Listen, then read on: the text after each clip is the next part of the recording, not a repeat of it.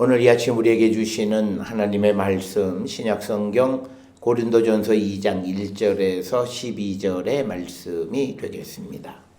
우리가 믿음의 삶을 살아갈 때 우리는 믿는다라고 하는 말을 많이 합니다.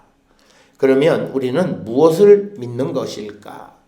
많은 사람들은 처음에는 좋은 설교가의 말을 들으면서 믿음을 키워가기도 하고, 또 어떤 사람은 주변에 있는 사람이 설명해 주는 이해할 만한 그런 설명을 들으면서 우리는 신앙을 키워갑니다. 그래서 많은 사람들이 신앙의 근간이 사람의 지혜, 사람의 이해를 근거로 신앙을 세워가는 사람들이 많이 있는 것이 우리의 현실입니다. 그런데 이런 것들이 우리에게 유익한 것 같기도 하지만 때로는 그 사람의 생각과 사람의 지혜가 하나님의 생각과 상충될 때 우리는 어떻게 해야 하는가라고 하는 겁니다. 예를 들어서 우리가 세상을 살아갈 때 내 이익을 위해서 어떻게 해야 되는가? 주변에서 일어나는 어떤 이 불의한 것을 그저 못 본 척 눈을 감을 것인가? 아니면 하나님의 말씀대로 우리가 옳은 길을 걸어갈 것인가라고 할 때 우리는 사람들을 이 사람을 의지해서 사람에게 물어보면 가장 우리가 정의롭다고 하는 사람은 대답을 회피하는 거죠. 그 다음에 보편적인 사람은 다 사람들 그렇게 산다라고 하는 말로 우리가 하나님 말씀대로 살아가는 길을 방해하는 경우들이 많이 있습니다. 그러나 몇 되지 않는 사람들이 그러면 안 되죠. 하나님 말씀대로 살아야 됩니다. 라고 하는 그런 말을 주는 사람의 수는 그렇게 많지 않습니다. 그렇기 때문에 오늘날 우리가 믿음을 가지고 있다라고 하면서도 온전한 믿음 있는 자의 모습이 우리의 모습이 아닌 것을 우리는 보게 됩니다. 우리의 믿음은 하나님의 능력을 바탕으로 세워지는 것이 되어야 됩니다. 이 말은 믿음을 가진 자들의 삶에는 하나님의 능력이 나타나야 되는 거죠. 이 능력 안에는 우리가 할 수 없는 것을 할 수 있게 하는 힘, 그리고 또 우리를 보통 우리가 이성적으로 생각할 수 없는 방법으로 우리를 도우시는 것, 대표적인 것이 우리가 질병 가운데 있을 때 이적을 통해서 우리에게 낫게 해주시는 것들, 이런 일체의 것들을 우리는 하나님의 능력이다 이렇게 이야기합니다. 그래서 우리가 믿음을 가졌다라고 하는 것은 이 하나님의 능력을 믿고 믿을 뿐만 아니라 그 능력 위에 우리의 삶이 사라져 가는 겁니다. 그래서 우리가 이성적으로 생각해 보면 안 되는 것 같지만 그러나 하나님의 능력으로 하나님이 되게 해 주심을 믿고 우리가 긍정적으로 모든 어려움을 이겨나가고자 하는 것, 그게 믿음 있는 자의 모습이다라고 하는 겁니다. 그런데 우리에게 이런 믿음을 갖게 하는 것이 무엇일까? 이런 이해가 되지 않는 하나님의 능력을 우리에게 알려주고 그 능력을 믿게 하는 게 무엇일까? 그건 사람의 설명이 아니라 오늘 주시는 고린도전서 2장 1절로 12절에 있는 말씀을 통해서 보게 되면 바로 성령께서 그것을 우리에게 알게 해 주신다라고 하는 겁니다. 성령이라고 하는 것은 보이지 않는 겁니다. 그렇지만 성령을 체험한 사람의 삶은 우리가 볼 수 있습니다. 그래서 우리는 성령의 능력이 무엇이라고 하는 것을 말로 설명할 수는 없어요. 그러나 성령의 능력을 입고 살아가는 사람들의 모습이 어떤 모습인가는 충분히 우리 주변에 많이 우리가 볼 수 있다라고 하는 거죠. 그래서 우리는 믿음을 세워갈 때 사람의 경험이나 지식을 근거로 해서 믿음을 갖게 되면 하나님과 갈등을 일으키는 경우가 많고, 그래서 우리가 내가 좋은 믿음을 가지고 있다고 하는데 그게 결국은 하나님 앞에는 아무것도 아닌 것을 우리가 발견하게 됩니다. 특별히 오늘 우리가 저녁 예배 때에 가정 예배에서 본문으로 보고 있는 욥기서에 보게 되면 욥의 친구들이 이해하는 하나님 맞아요. 하나님은 정의로운 분이시고 하나님은 불의를 용납하지 않으시는 분이고, 그리고 어떤 사람이 어려움을 당하게 되면 그것은 분명히 하나님께서 그에게 재앙을 주신 것이다 라고 하는 친구들의 설명. 그 친구들은 자기가 경험했거나 아니면 오랜 기간 조상들로부터 내려받은 신앙의 전통이었습니다. 그런데 우리가 욥기서를 잘 알다시피 욥에게 임한 그런 재앙은 욥에게 어떤 죄가 있거나 또 하나님께서 그에게 벌을 내리시고자 그에게 재앙을 주신 것은 아니었다라고 하는 거예요. 그 말의 의미는 어떤 한 사람이 경험한 하나님에 관한 이해가 그것이 일반화되어질 수는 없다는 거예요.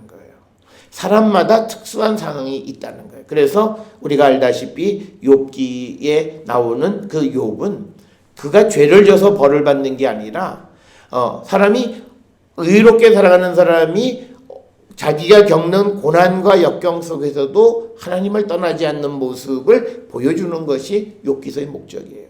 그가 만약에 처음부터 죄 졌고 그가 처음부터 하나님의 벌 받을 자였으면 그런 재앙이 그에게 임하지 않았을 거예요. 그래서 우리가 알다시피 사탄이 하나님한테 저 욥이라는 사람이 저렇게 믿음 잘 지키는 것은 그게 식솔들도 많고 재산도 많고 그러니까 그가 하나님을 잘 섬기는 거다. 그래서 그 자녀들을 죽이고 또 재산을 다 탕진해도 그가 하나님을 원망하지 않는 모습을 보니까 또 사탄이 하나님 앞에 그거 자기 몸이 성해서 그렇지 몸에 병을 주면 그도 하나님을 부인할 거다라고 하는, 그래서 또 생명만을 건드리지 말고 네가 하고 싶은 대로 해보라고 해서 그에게 육신의 질병이 왔고 그런 속에서 이제 욥은 하나님을 만나기를 소망했고 친구들은 그를 보면서 너가 보는 너에게 나타난 모습을 보니까 너가 분명히 악한 사람이다. 그러니까 너 한번 잘 생각해봐. 그래서 우리가 어떤 일을 누구에게 조언할 때 내가 겪었던 경험을 일반화할 때 상대와 공감할 수가 없습니다.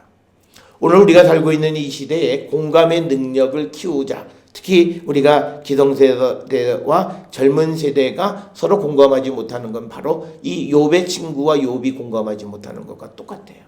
자기의 경험에 딱 묶여 있으면 내 경험으로 이건 너 잘못된 거야. 내 경험으로 네가 그렇게 살아서는 인생을 잘 못 살아 라고 판단하고 그러기 때문에 서로 공감하지 못하는 겁니다. 다시 우리의 주제로 돌아가면 이처럼 우리가 사람의 경험이나 사람으로부터 누구로부터 들은 말에 의해서 신앙을 우리가 가져가려고 할 때 그때 우리의 신앙은 하나님이 원하시는 믿음과 다른 경우들이 많다라고 하는 거예요. 그래서 우리는 신앙은 사람의 말에 근거를 하면 그 사람은 반드시 시험을 당하게 되고 잘못된 길을 가게 된다라고 하는 거죠. 그래서 우리는 그 신앙을 하나님의 말씀에 근거해서 세워야 하는데 특별히 여기서 우리의 문제는 이 하나님의 말씀이라고 하는 성경이 너무 어렵다라고 하는 거예요. 그렇다면 우리가 어떻게 우리의 믿음을 지켜갈 수 있을까라고 하는 질문이 생기는데 성경에서는 이 성경이 우리에게 주는 것이 결국은 하나님의 지혜를 우리에게 알게 하는데 그 방법은 하나님이 우리에게 주신다라고 하는 거예요. 그래서 우리가 기독교 신앙에서 믿음은 내가 갖는 것이 아니라 믿음은 하나님이 내게 주시는 거예요. 그러면 어떤 자에게 주는가? 더 나은 믿음을 위해서 갈망하는 자에게 주세요. 그러니까 우리는 이렇게 생각해요. 하나님이 어떤 사람의 상황을 고려하지 않고 무조건 다 좋은 믿음을 주면 되지 않겠냐고 생각하는데 하나님은 우리를 그렇게 로봇처럼 그렇게 하시지 않아요. 그 사람이 정말 하나님에 대한 믿음을 원하면 하나님은 그 믿음을 주세요. 그리고 어떤 이가 정말 하나님이 내 병을 고쳐주신다고 믿으면 하나님은 그 병을 고쳐주세요. 그래서 예수님이 병자 고치실 때 물어보는 게 있어요. 네가 정말 낫기를 원하느냐? 그 말은 내가 너를 고쳐줄 수 있다고 믿느냐? 그렇다고 대답할 때 주님은 고쳐주세요. 그런데 주님이 나를 고쳐줄 수 있다고 믿지 않으면 그런 예수님 찾아오지도 않을 거고 그런 사람에게는 능력이 나타나지 않는 거예요. 그래서 앞에서 말씀을 드렸듯이 우리가 믿음을 갖는 것은 하나님의 능력을 날마다 체험하며 살아가는 것이라고 하는 것은 하나님이 내게 그런 능력을 베풀어 주시는 분임을 믿을 때 그 믿음이 내게 드러나는 거예요. 그러면 그런 믿음을 우리에게 갖게 하는 것은 사람의 설명으로 갖는 게 아니라 하나님이 그 믿음을 주시는데 그럼 누구에게? 그 믿음을 갖고 싶어하는 사람에게 하나님이 선물로 주시는 것이다 라고 하는 겁니다. 우리가 잘 아는 열왕기상 3장 9절에 솔로몬이 하나님께 선악을 분별하는 마음을 달라고 요청하자 하나님께서 솔로몬에게 지혜롭고 총명한 마음을 주셨다. 이렇게 기록하고 있습니다. 또 욥기 12장 13절에 보면 지혜와 총명이 여호와께 있다라고 하는 거죠.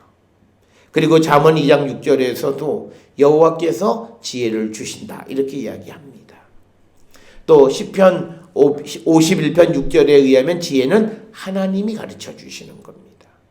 그리고 야고보서 1장 5절에 너희 중에 누구든지 지혜가 부족하거든 모든 사람에게 후히 주시고 꾸짖지 아니하시는 하나님께 구하라. 그리하면 주시리라. 그래서 우리가 하나님에 대해서 알아가는 것은 내가 하나님 앞에 간절히 구할 때 하나님이 우리에게 주시는데 그 주시는 방법을 오늘 고린도전서 2장 1절로부터 12절에서는 바로 성령께서 우리에게 하나님의 은밀한 모든 것을 알게 하신다. 이렇게 이야기합니다.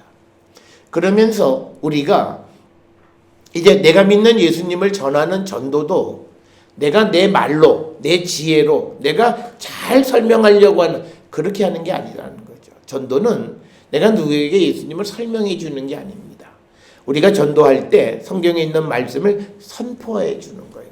그러니까 선포해 주는 것은 받느냐, 그 말을 받느냐 안 받느냐라고 하는 것은 그에게 달려 있는 거예요.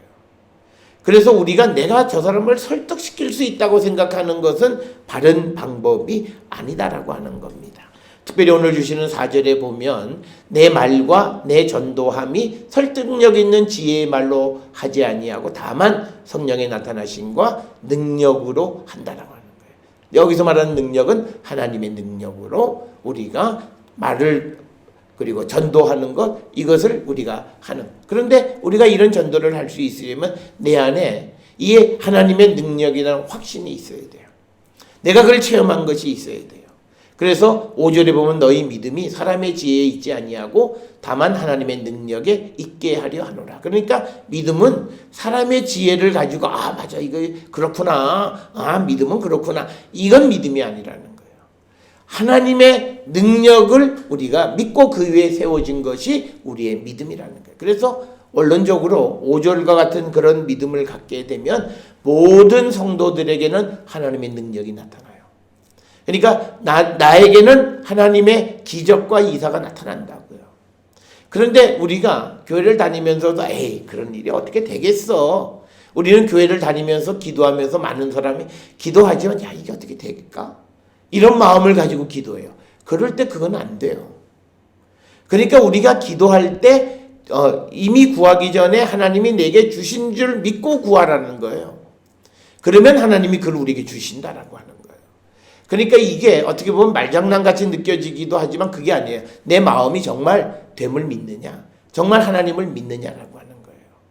우리가 가끔 우리가 서로 사랑하는 사이에 부부간에서도 내가 해줄게. 그러면 믿기는 믿지만 아이고 저거 뻥이다.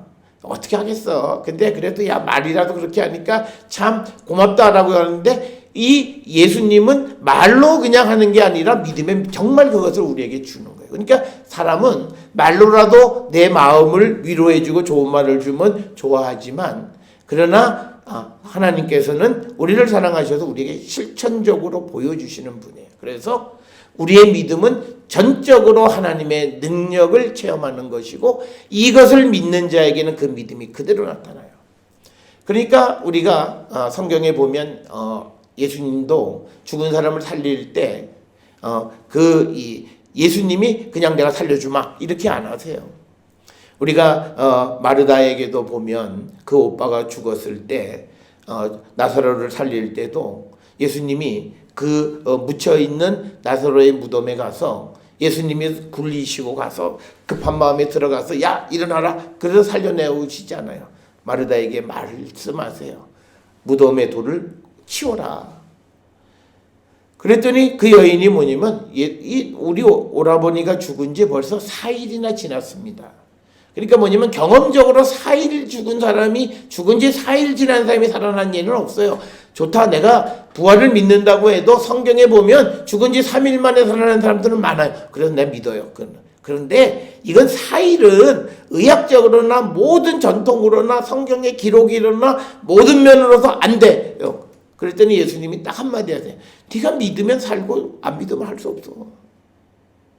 내가 살릴 수 있다고 믿고 네가 그 돌을 치우면 그 오빠는 살고, 네가 그렇게 생각을 해서 아무리 성경에서 예수님이 말씀하셔도 아유 예수님 어떡하겠어요, 뭐 오빠 뭐 운명인데요, 뭐 죽었는데, 그리고 네가 돌을 돌리지 않으면 그 오빠는 못 살아나는 거야. 네가 선택해. 네 믿음이 살릴 수도 있고 죽일 수도 있다는 거예요.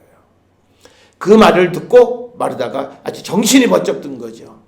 그래서 그가 예수의 말씀에 순종할 때, 그때 하나님의 능력이 나타나 죽은 지 4일 지난 사람이 살아나는 놀라운 역사를 체험하게 된다라고 하는 겁니다. 이게 믿음입니다.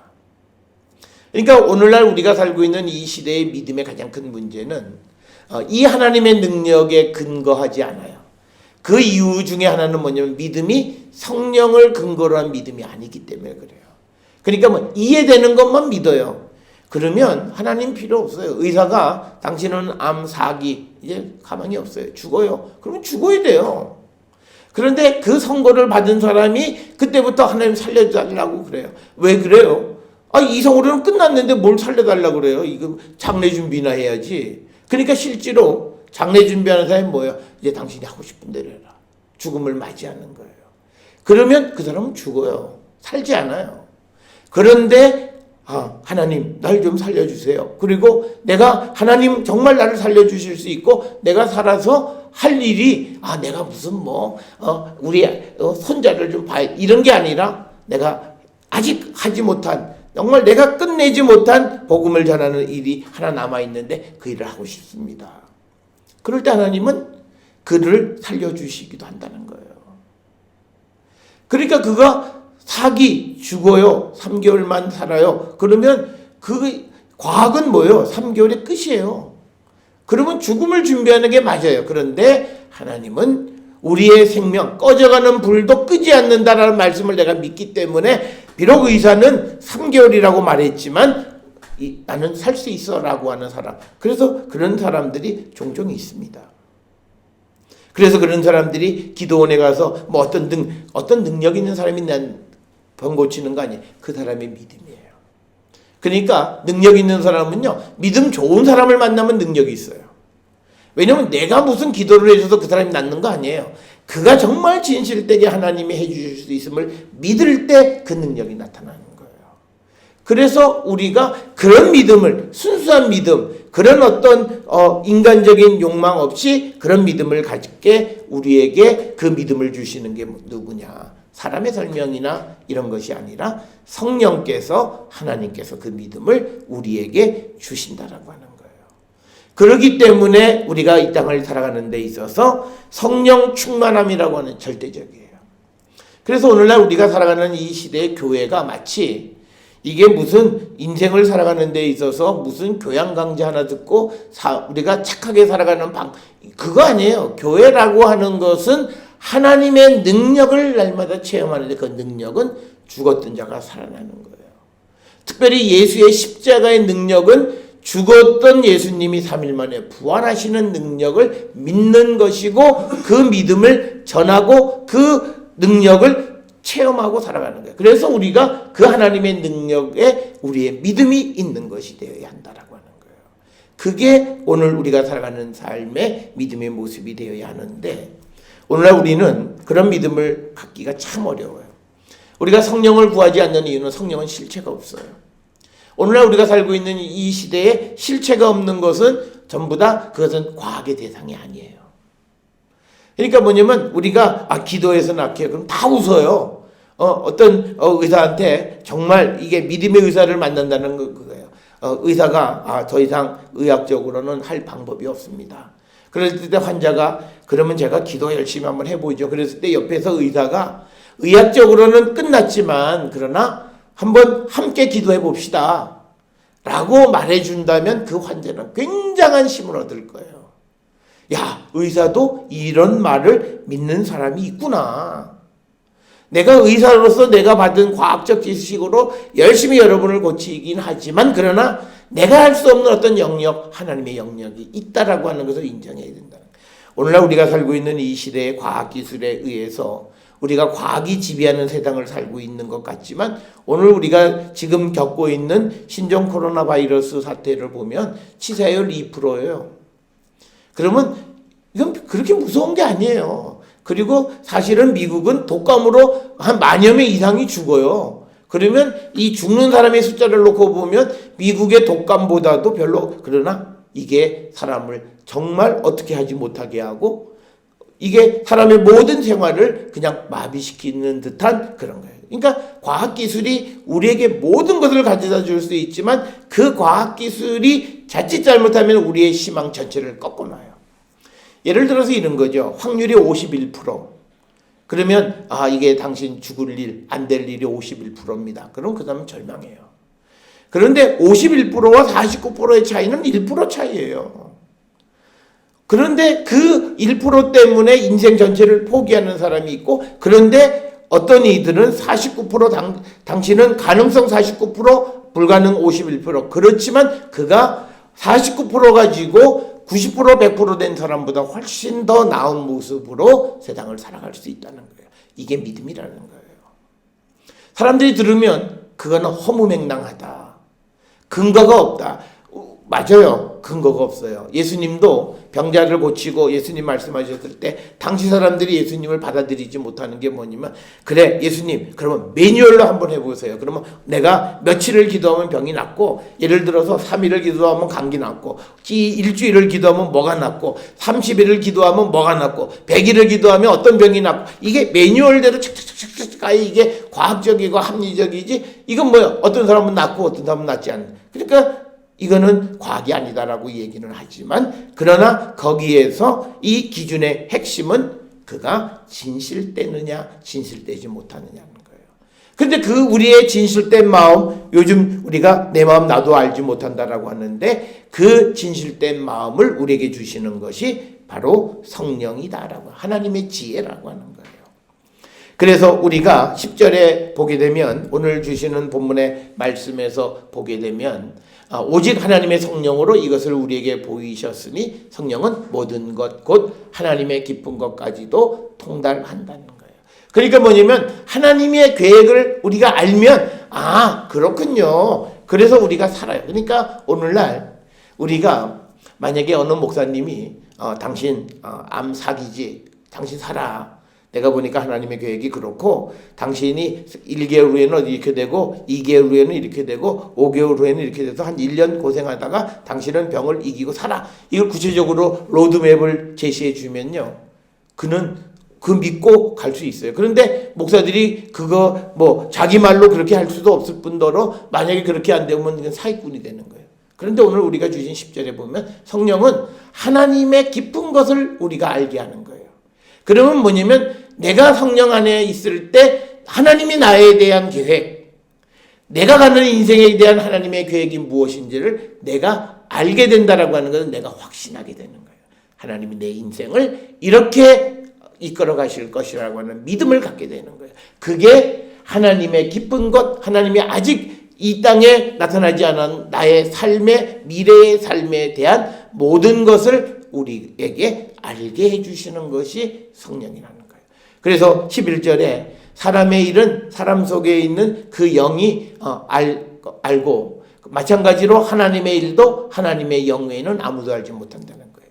그래서 아직 나타나지 않았지만 우리가 성령 안에 있었을 때에 하나님이 어떻게 세상을 이끌어 가시고 나를 어떻게 이끌어 가시고 하는 것을 알게 된다라고 하는. 그럴 때 우리는 거기에 대해서 믿음의 확신을 갖게 되는 거예요. 우리가 보통 죽음을 맞이하는 사람이 그 죽음을 수용하는 방식 중 하나는 우리가 믿음 있는 사람들은 하나님의 뜻이다, 어떡하겠냐, 이게 유족도 위로가 되고 죽은 사람도 죽음을 받아들이는 거예요. 어떡하냐, 하나님의 계획이고 하나님의 뜻인데. 그러니까 뭐냐면 우리가 하나님의 뜻을, 하나님의 일, 하나님의 앞으로 하실 일을 우리가 안다면 우리가 세상을 살아가는데 그게 긍정이든 부정이든 우리는 다 겪을만 하다라고 하는 거예요. 그래서 그것을 우리에게 알려주고 확신 있는 삶을 살아가게 하는 것은 바로 성령이다라고 하는 거예요. 그래서 오늘 12절에 보면 우리가 세상의 영을 받지 아니하고 오직 하나님으로부터 온 영을 받았으니 이는 우리로 하여금 하나님께서 우리에게 은혜로 주신 것들을 알게 하려 하십니다. 그래서 우리가 하나님께로부터 온 영인 성령 충만한 가운데 있을 때 우리는 하나님의 모든 것을 알게 되는 거예요. 그래서 우리가 그러면 많은 사람들이 이 성령 충만함을 어떻게 받느냐? 내가 간절히 하나님 앞에 구할 때 하나님은 우리에게 그것을 주세요. 그러니까 뭐냐면 야고보서 1장 5절에 너희 중에 누구든지 지혜가 부족하거든 모든 사람에게 후히 주시고 꾸짖지 아니하시는 하나님께 구하라. 그리하면 주시리라. 그러니까 뭐냐면 하나님의 지혜, 하나님의 그 성령이 내게 부족하다라고 하는 걸 안다라고 하는 것은 뒤집어서 얘기하면 내게 필요하다는 거예요. 우리가 보통 누군가가 수학을 못한다 그러면 수학을 가외하는 거예요. 그건 뭐냐면 수학을 가외하는 이유는 뭐냐면 내가 수학이 부족하다는 걸 아는 거예요. 그러면 그것을 보충하기 위해서 구하는 거예요. 그러니까 우리가 하나님 앞에 나도 하나님 성령 안에서 하나님의 일을 알고 그 안에서 살아가는 자가 되고 하나님의 능력 가운데 살아가는 자가 되기를 우리가 갈망할 때 하나님은 은혜로 우리에게 주시고 그래서 우리는 하나님이 하시는 모든 것을 알 수 있다라고 하는 겁니다. 그래서 우리는 이 땅을 살아가면서 무엇보다도 성령의 충만한 가운데에서 하나님의 그 계획 그리고 하나님의 일을 알고 우리의 믿음도 그렇게 세워지는 자가 되어야 함을 우리에게 가르쳐 줍니다. 많은 사람은 책을 통해서 누구의 말을 통해서 자꾸 믿음을 세우려고 하는 것은 너무 쉬운 일이긴 하지만 그러나 그것은 불안합니다. 그래서 우리가 늘 보는 것 중에 하나가 서점에 나가면 그 자기계발서가 많아요. 성공한 사람들의 이야기가 많아요. 내가 그대로 하면 안 돼요.